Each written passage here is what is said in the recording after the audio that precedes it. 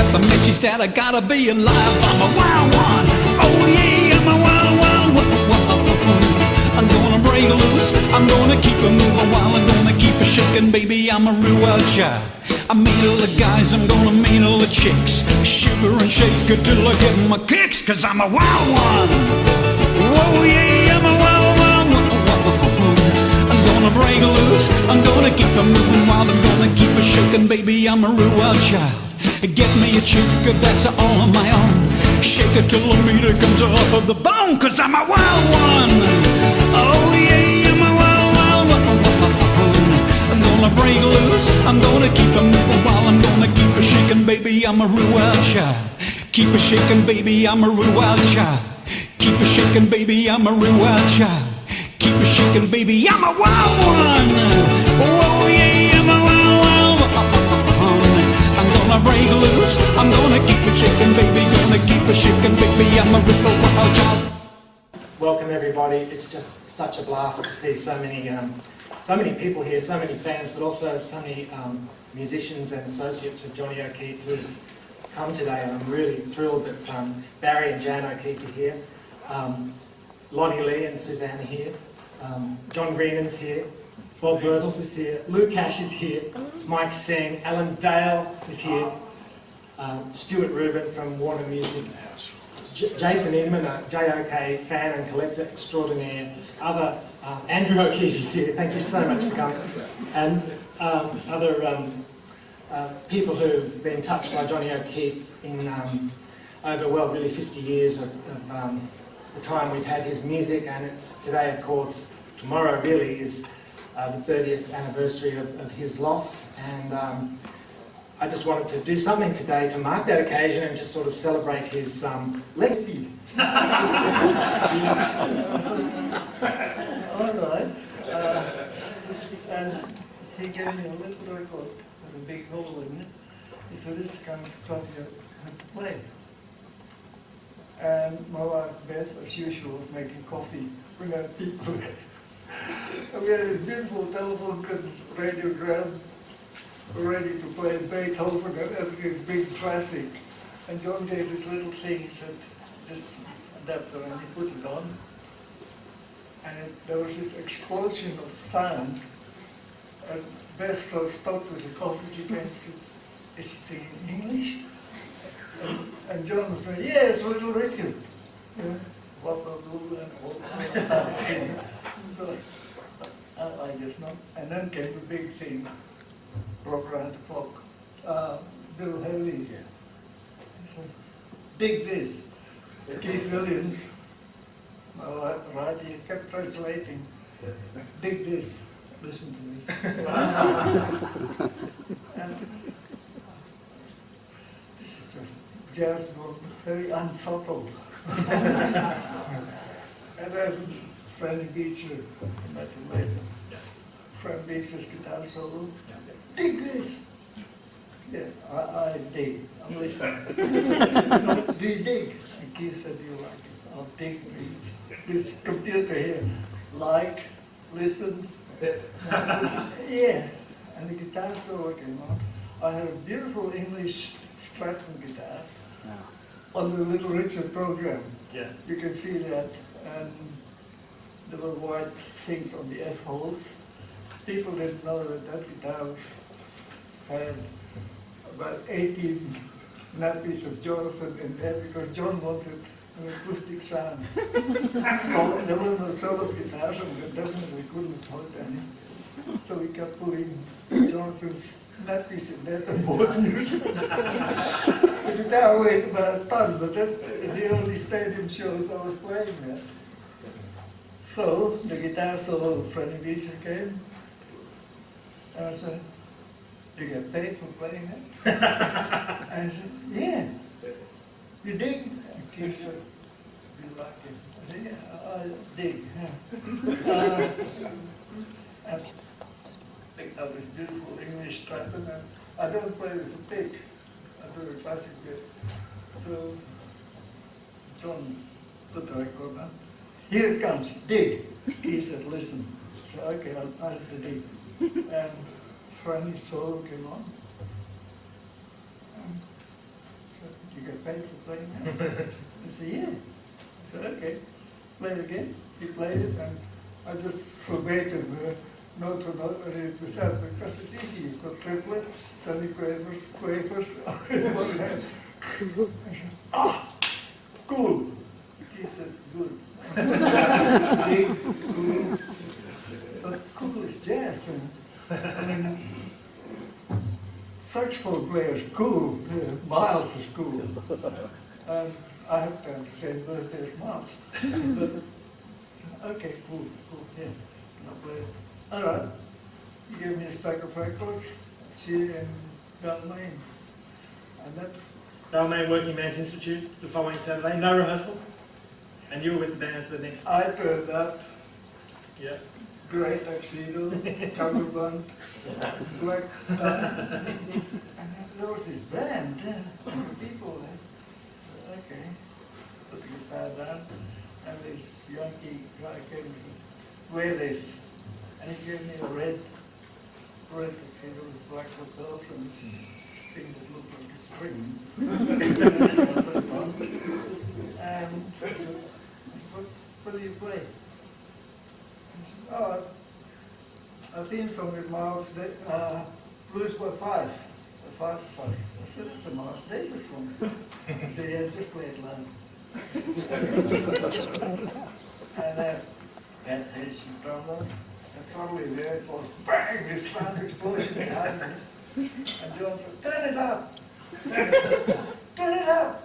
And I looked at the drummer and said, oh, there's nothing subtle about this. Jazz gone bad. So I played, and people started dancing. And I thought, oh, what are you going to do now? And don't come close to me because I'll kick you. But apparently they were listening to blues. I was just following this Charlie Christian and everything else coming out of that guitar. And John said, great. He said, what's the next song? And Dave just said, B flat. All the keys were in. So D flat. I didn't know what the song was. Probably Catfish was there, very unsubtle. And John started singing. And it was, everything was harmonically told by blues. I thought, oh, it's cool. That was fantastic. Thank you, Lou. Lou Cashley. You said I could speak for an hour. So I understand the song came into existence after a gig in Newtown. What happened at this gig? Well, firstly, I want to thank you for inviting us today. 30 years since Johnny went, and 50 years since this song was written. Before we started that, there's the latest version of it, as you just showed. Whoops. And there is the original, which is a little bit warmer. Okay. So that was done in 1958. The song has done very well. It's been a lifesaver for me. The big one was Pretty Woman.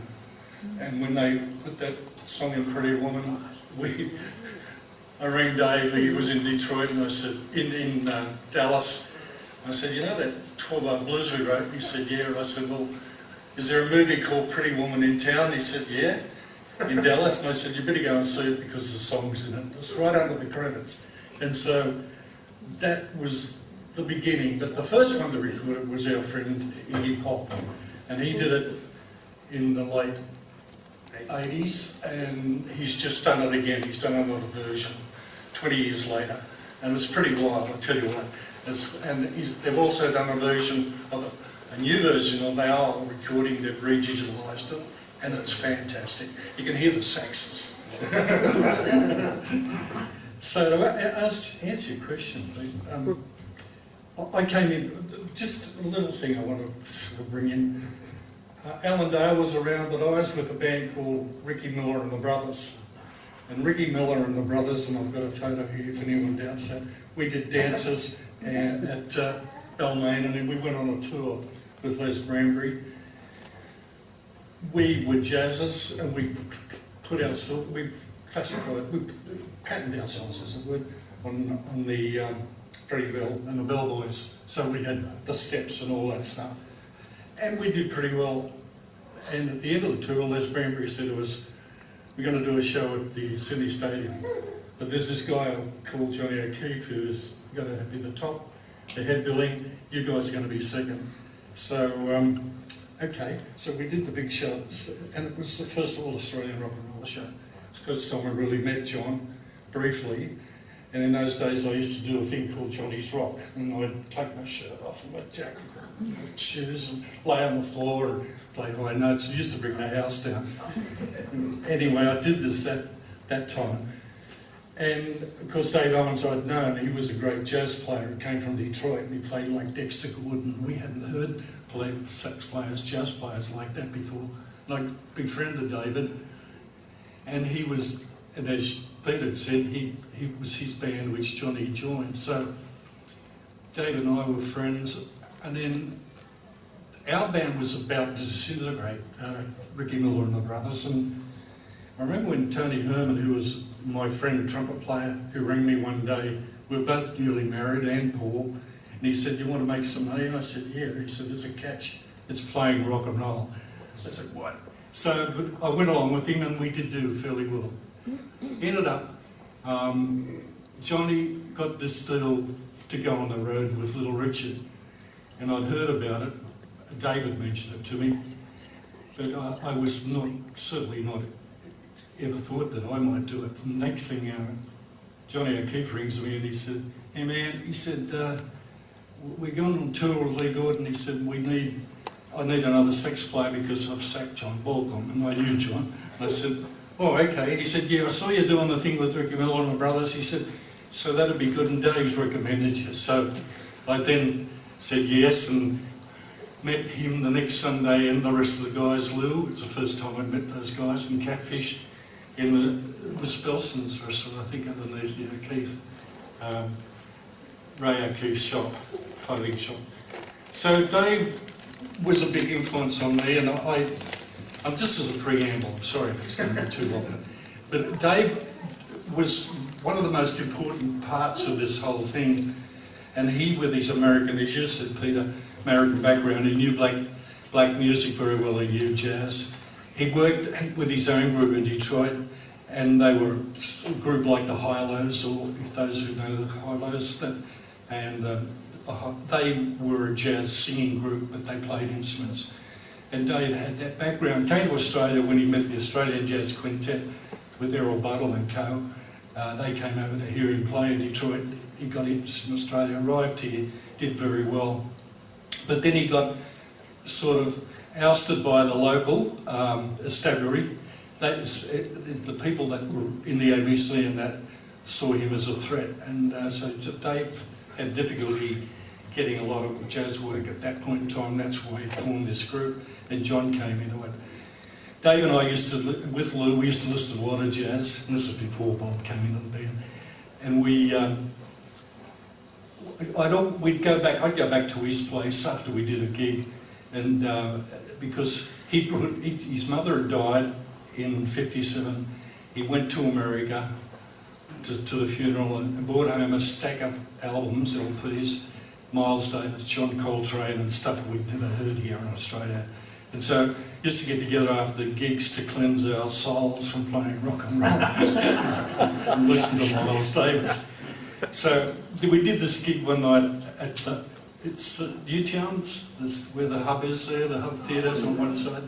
And there was a hall, the MUIOOF hall, Manchester United Insurance, whatever it was. There were two halls, one on the top and one on the bottom. There was a Greek or Italian wedding reception going on downstairs, and we had our rock dance. Too long? No, well, yeah, why not? Okay. We had our rock dance, and there we were playing away, and all of a sudden the place emptied out.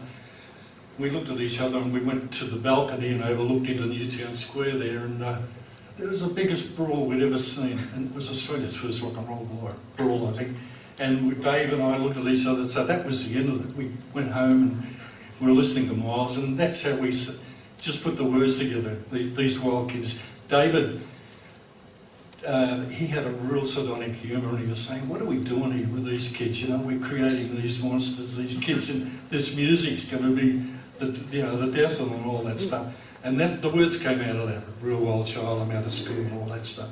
And so we didn't think much of it, and then Dave said, look, we'll show it to Johnny, you never know, we might be able to record it or something. So about a week or so later, at festival, we had got the words, Dave's got the words we've written down. Hey John, would you like to try this? And he said, oh, how's it going? I said, well, 12-bar blues, let's do it like that. And it's just on the melody, da da da da da da da da. So that there was no sitting down writing a great melody. But John, hearing the lyrics, they just fitted him. He said, I love this, let's do it, let's record it now. So Dave and I, we all worked out a riff, and again, it was done on the spot, just like that. And that song is still producing royalties 50 years later. So I wish Dave and John were still here. Johnny didn't see any of its success. The song is the part outside of the thing that we did. It's had its own life, and I thank God for that, because I've been through some very tough times, and the song's always been there when I've needed to have some support or some money, and they keep recording it and keep putting it in movies. So Real Wild Child, as it's called, because of the movie Wild One with Marlon Brando. That's the story of the writing of. Please thank Johnny Green. I don't mean old, but just haven't seen you all for such a long time. It's just so wonderful that you all are here and still sprouting the wonderful news about the guy who we can all blame for giving us a career in Australia. This is the guy that you either liked or you didn't like. There was no grey with Jock. A lot of people didn't like him, and a lot of people still don't like him from that era. It's hard for me to get my head around that, because he and I had just so much in common. The thing we didn't have in common was the fact that he had so much bravado and so much wonderful charisma.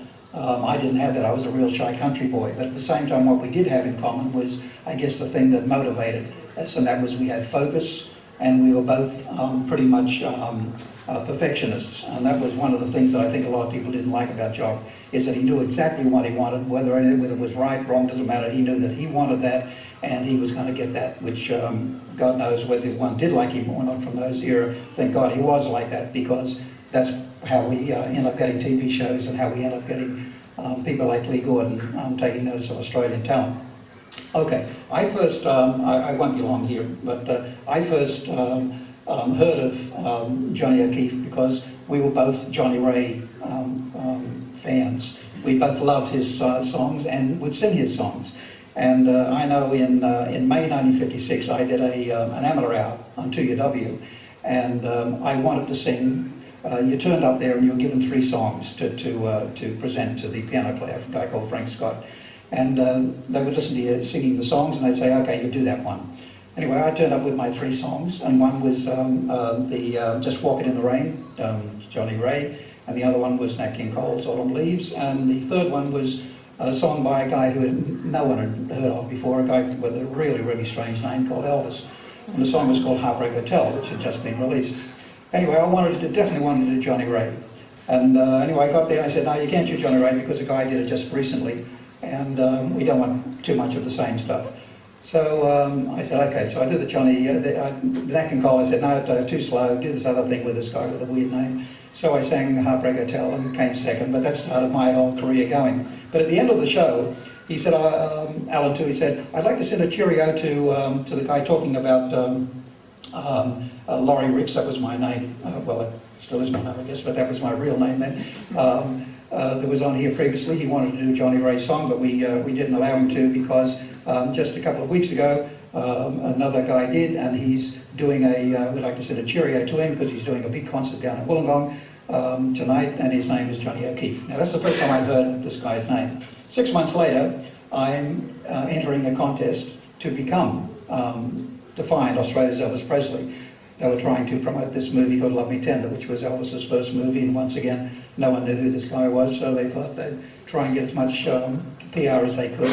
So I entered into this contest, and I happened to win it. And part of the prize was the next week I would be a guest performer on this rock and roll show at the Trocadero. which was, I think, one of the first rock and roll shows at the Troc.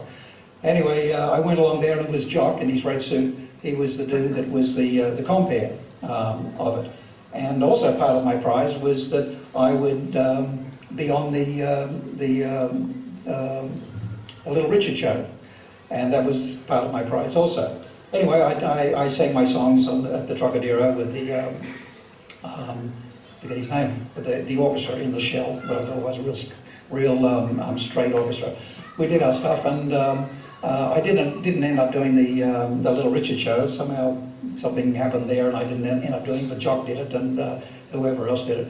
But that was, from that moment on, we developed a sort of a relationship that was a little distant, but there was a respect. He had a respect for me, and I had a respect for him. He was 5 years older than me, so it's a wonder he did respect me at all, because I was just really a kid to this 21-year-old guy.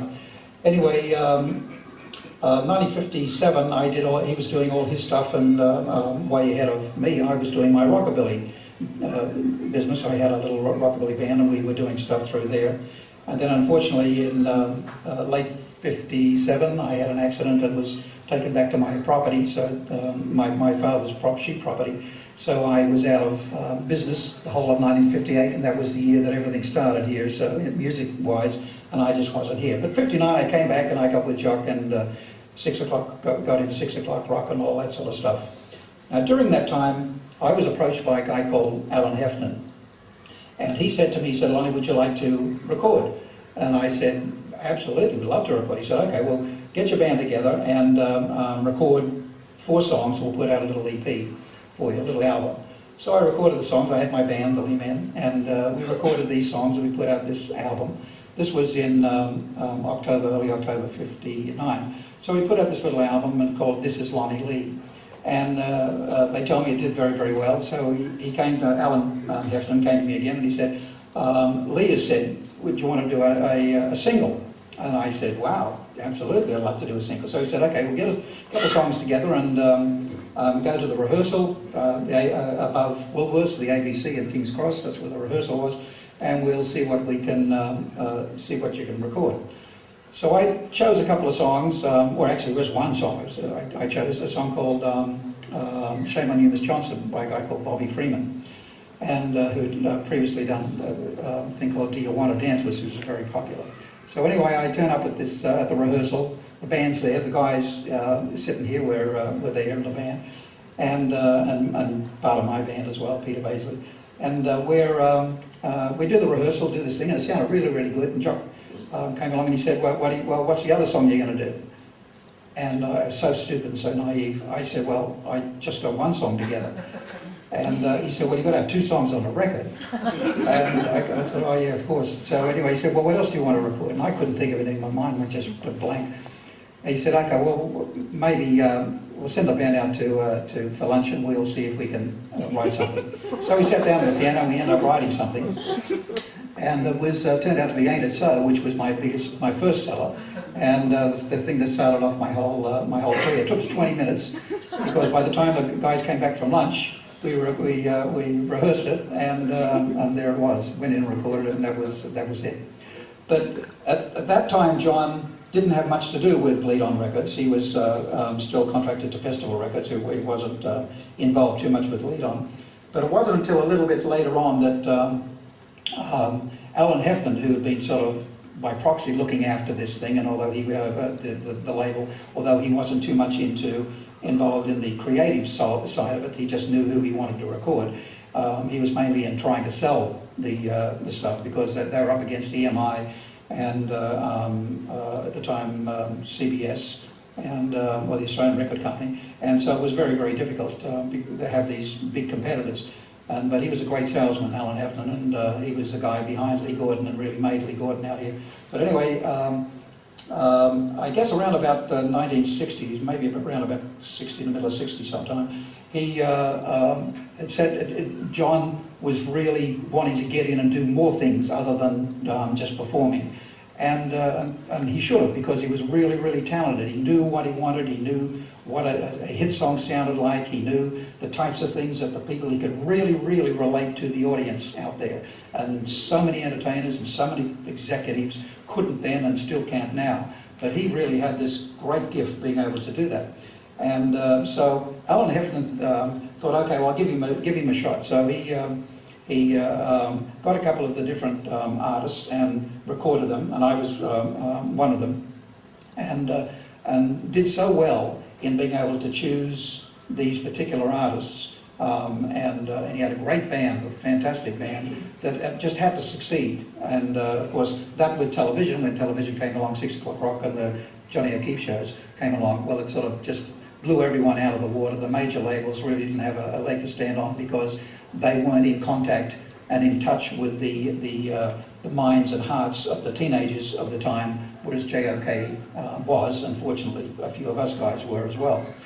But there was a little bit of a conflict with Festival Records and Lead On Records, because Lead On was owned by Lee Gordon, and it, just as it was getting off its feet and starting to make money, because it was a liability, financial liability at first, that's when Lee Gordon himself was starting to go down. He was getting a little bit too much into the drugs, and he was surrounded himself with just people that just ripped him off blindly. He was just a little naive in that point of view. He believed everybody anyway, or a lot of people, and they just totally ripped him off. But so Lead On was going down, and Lee Gordon was going, or actually Lead On was going up, Lee Gordon was going down.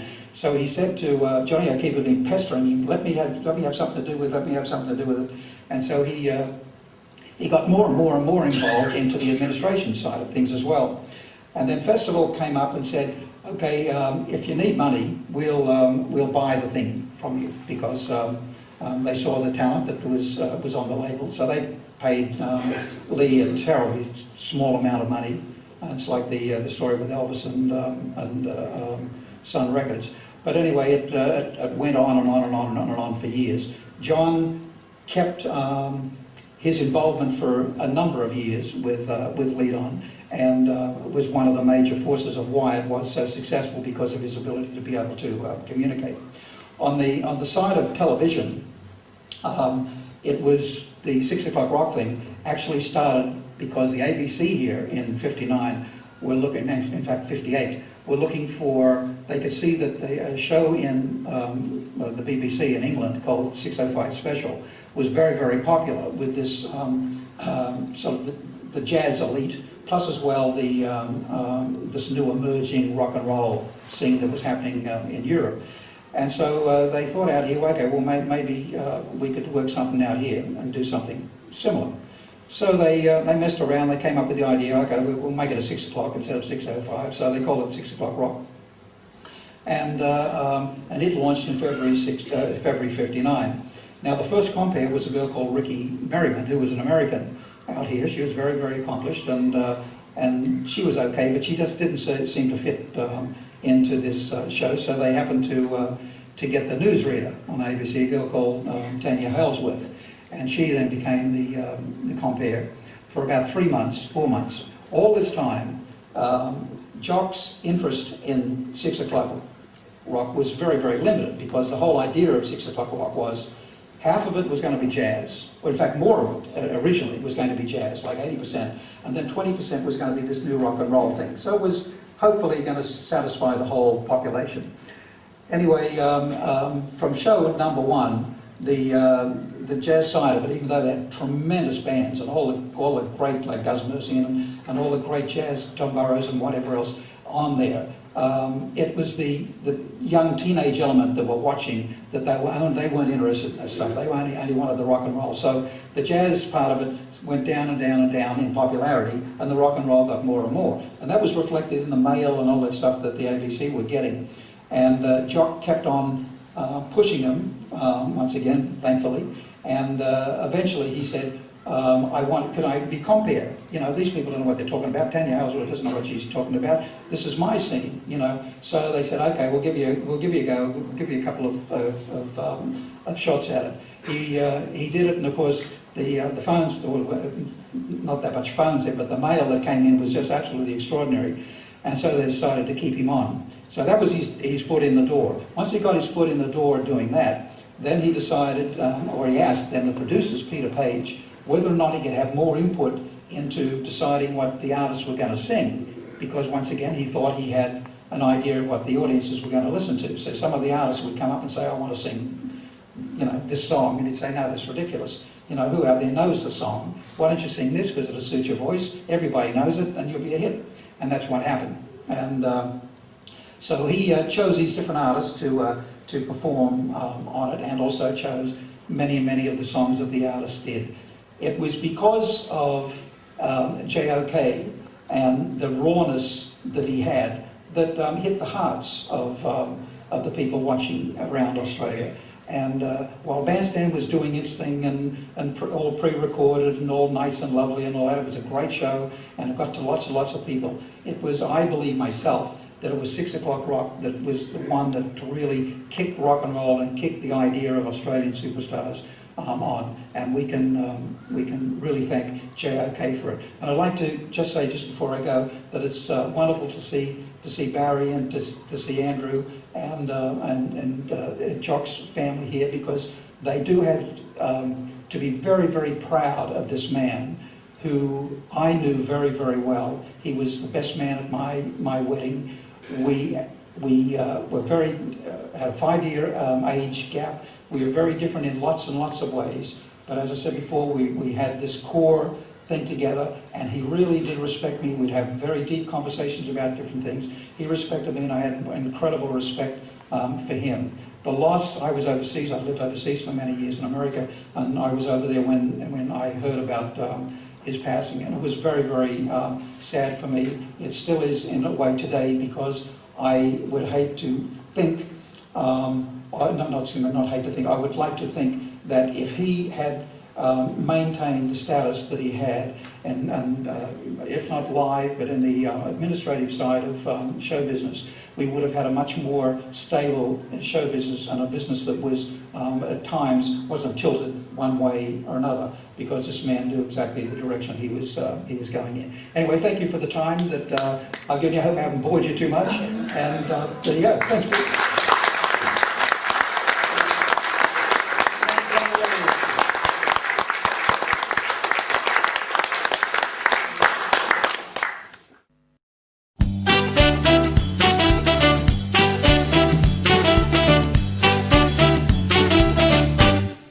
She's so tough.